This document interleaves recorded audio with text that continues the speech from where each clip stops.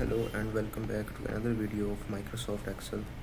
In this video we will learn about what if analysis in function.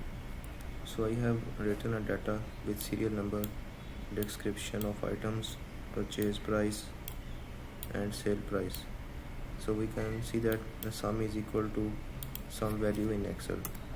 But if we have a targeted value of this like 30,000, we want to achieve this in this cell.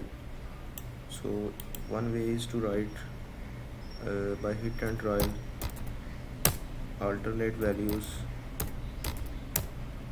So by changing this we can somehow achieve this value, but this is a long task.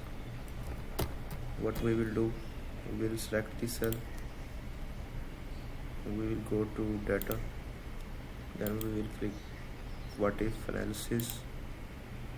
We will write this targeted value 30,000 and we will change the first cell. So this will iterate and you can see that all the effect of targeted value is added in the first cell. So in this way you can use what if analysis function.